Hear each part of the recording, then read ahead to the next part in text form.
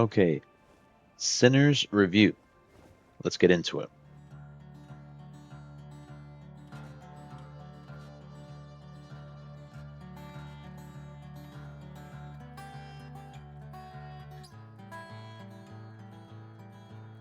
So I got to start off with this is going to be a spoiler review. So if you haven't watched Sinners, make sure to go watch it before coming back to this review. But if you've already watched the movie, you have you have witnessed peak.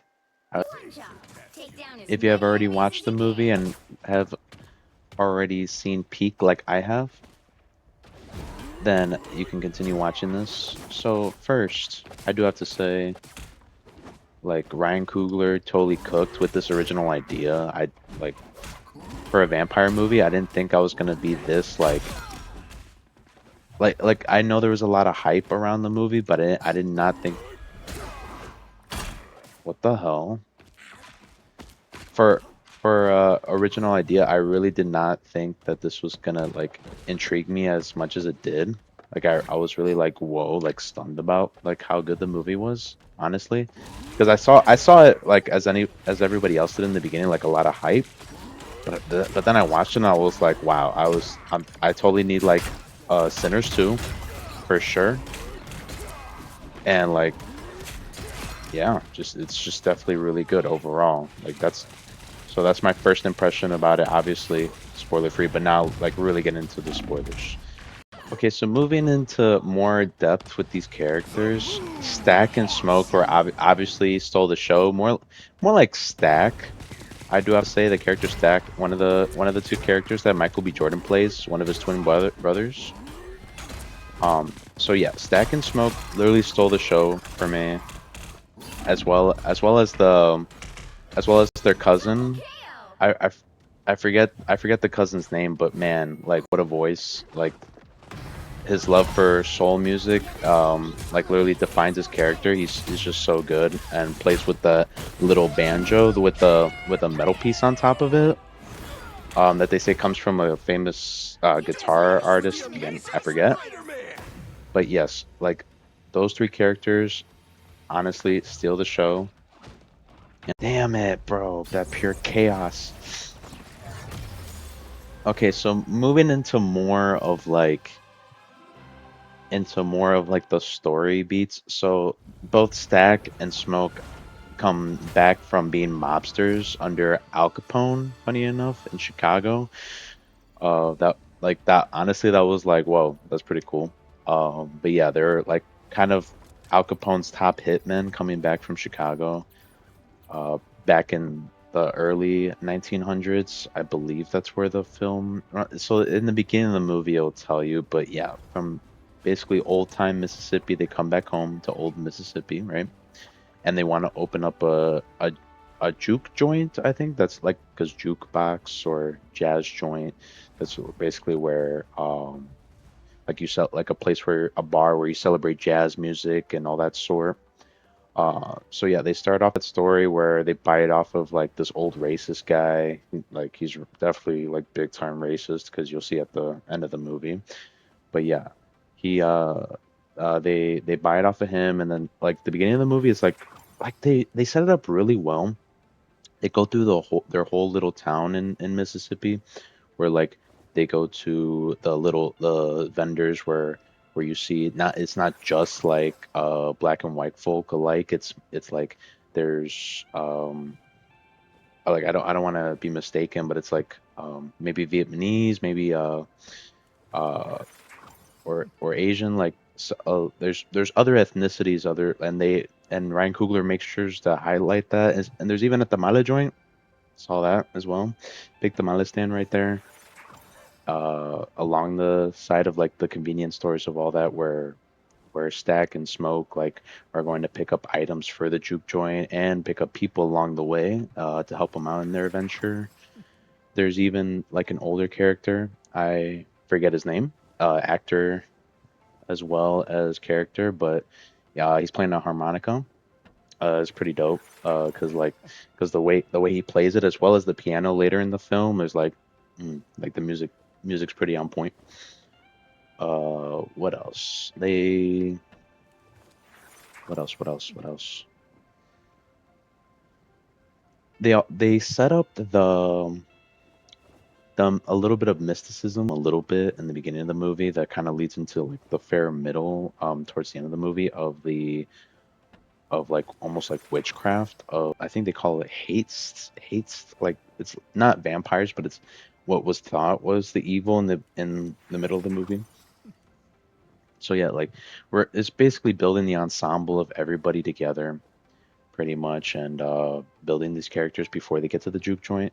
So when we're at the juke joint, everything's like going pretty good. The cousin character shines here with like his voice, strumming the guitar, and really like showing his love for the blues. And with that, the song also plays like, "I love the blues, I love the blues," and it also calls back to into the end of the movie for like loving the blues because his father, a preacher, because he's also that's what he carries himself as, is like the preacher's son.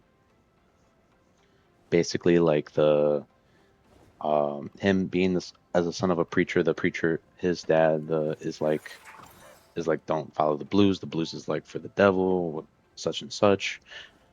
But he's like, I don't care anyway. I love the blues. Anyway, he carries on. And this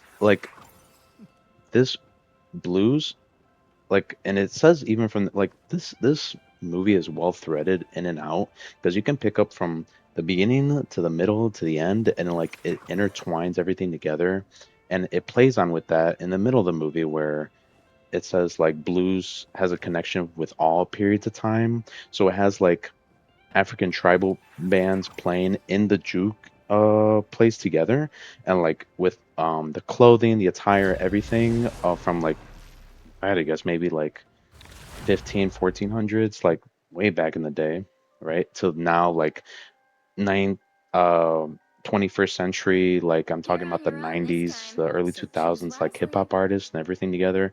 Like it's like as the cousins playing The battle um starts in five, playing four, his song and three, everything, like two, everyone's like an one. ensemble together dancing. But as this is going on, this is where the evil vampire character kind of catches on and really like wants to take hold of that pretty much. Like, and again, You've got intertwining one everything job. together. Take down as many enemies Um, as you can.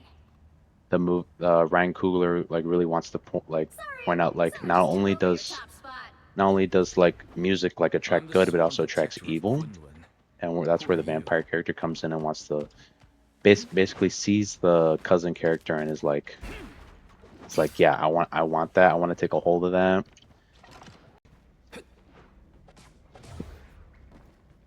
So basically, like this whole like the from halfway through the movie to three-quarters of the movie, the vampire's basically trying to persuade the like every character in the juke joint to get out, pretty much, or be invited into the juke bar because it's established like kind of fairly like middle to early on in the movie that the vampires have to be invited to the juke bar or inside of a home to be able to enter it, which like coincides with like a like maybe old Dracula or something like that. So they want to they keep the vampire lore kind of intact. So yeah, so everything's going on, and then finally the main characters realize what's happening, and this goes back to um Smoke's old love flame that she picks up on this, that it is a vampire, right? And then she's like, okay, don't let him in, don't let him in. Gotta take care of Bucky now. Like there's a lot that kind of happens in between these scenes where pretty much it's a ripple effect of like Haley Steinfeld's character tries to let the like vampires in pretty much The other team is by doing going a outside because horrible they're plan. like realizing they need money, and then so that doesn't really work out, and then Haley Steinfeld like just dies pretty much because it's established that like when they get bit they die, and then they get turned back into a vampire. Feld's character that One more also player. was a love flame, previous love flame of Stack, right? So then she goes back, she woos Stack into trying to like separate him from the crowd because like this is a really packed party. So then he tries to separate Stack from the crowd, and then ultimately turns him into a vampire. And then, but what happens is that Smoke tries to like help out Stack, and then it doesn't really work out. But he's really like hell bent on him staying inside, even though Smoke's old love flame is like, no, absolutely not. We need to put the body outside. What really triggers Smoke into like, okay, like maybe she's right is Cornbread. I remember this. Like this guy, one of the characters that they pick up named Cornbread comes back from the outside, and this is already when he's turned into a zombie. At least it's a vampire. At least it's implied that he did, because like he went out to use the bathroom, and then like there's voices in the bushes and all that stuff. So yeah, he comes back as a vampire, and then he's like, "Come on, let me in." And she's like, "Nope, nope, nope." So that's like, okay, everyone finally figures out can't go out. You gotta stay in. And then Smoke, I mean, a Stack finally just breaches out, goes out there. Female, like, Asian character, could be Vietnamese, I do not remember. She ends up, like, getting really, like, frustrated because her husband ends up becoming a vampire, and because he does, he, and then um gives the memory to everybody else that like they have a daughter, so he's like, I'm gonna go pay her a visit. So she gets like flustered, she wants to get out or whatever, so she's like, so she finally screams like, I let you in, and then everyone starts rushing in the barn, and this is where like the climax happens of like everybody, well, that's the thing. Like, there's so many like could be climaxes in the film. That's just how good the film is. Like this, like it's just almost like an adrenaline rush throughout the whole movie between like the scene of the younger cousin literally just like strumming the guitar and like singing along and everyone in there to this moment. Yeah, everyone's rushing the barn. People die. What ends up happening is that the only two survivors left are the cousin and Smoke. So they so they lead the vampire into the water, and then it turns day, and the vampire evaporates, and then finally goes back to the preacher father that's like preaching a sermon at the time, which goes to the beginning of the movie where this happens, where he like brings the broken guitar and he's like, I want to be free to the sin or whatever, which at the same time goes to a separate a separate scene where Smoke Smoke is realizing that he's about to be ambushed by some clan members. You know, this is like back in the day. This is when that stuff was going on. And honestly, like probably like peak part of the movie where he guns them all down until he gets marked. Although it's implied that he dies, although he doesn't. It's not like for sure that he's dead.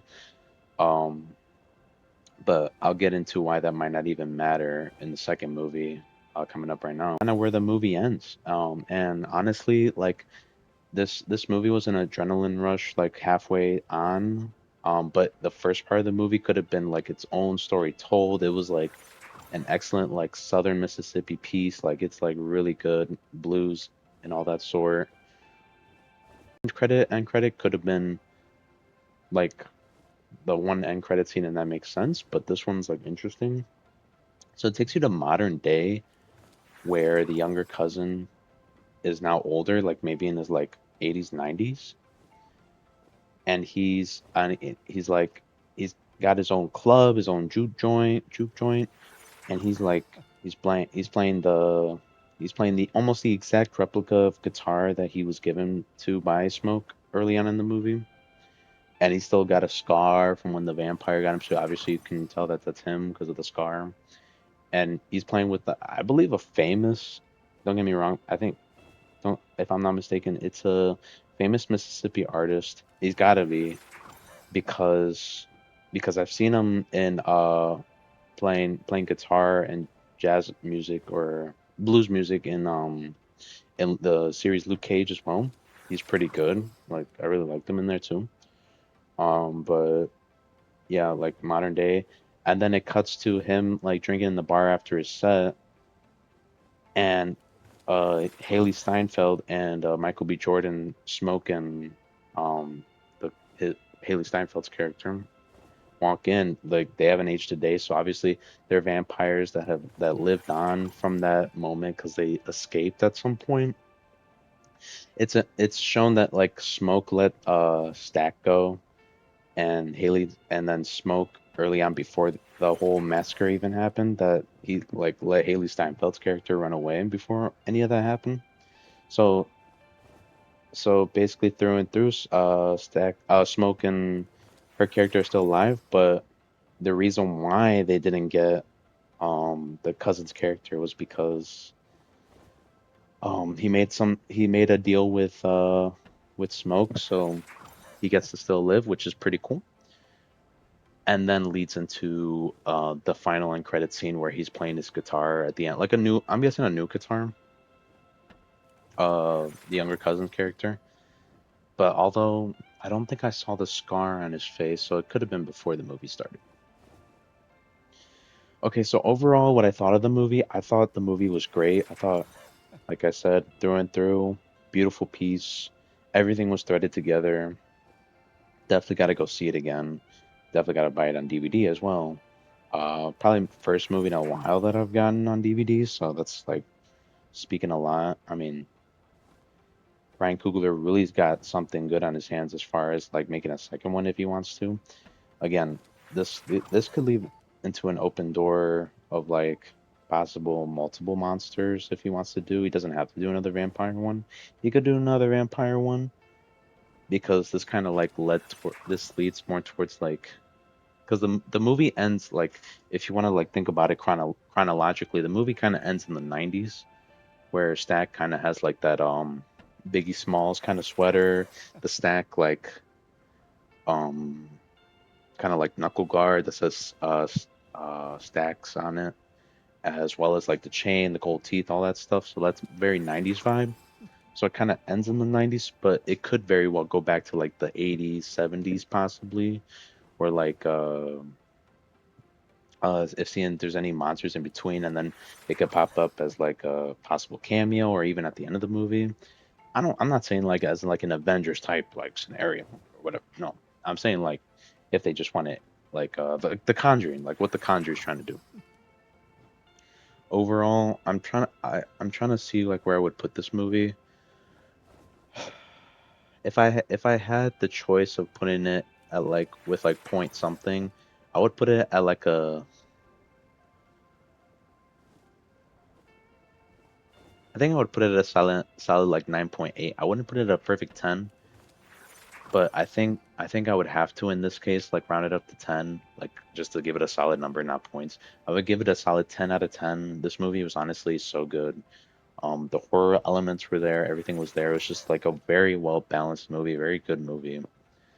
I would say for me, this is have to be one of the top movies of the year. Could be number one movie of the year for me. But yeah, overall, I have to say I know I stopped the gameplay a long time ago, but that's because I had to lock in and focus.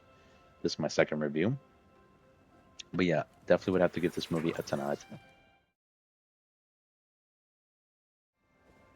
This is the end.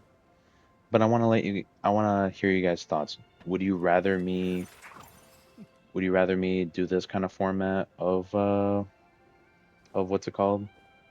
Of reviewing like gameplay, then playing the game while I'm talking to you guys? It's kind of difficult for me to concentrate, but I feel I can get it going along. Or would you rather me do like a regular format of reviewing? All right, anyway. Peace.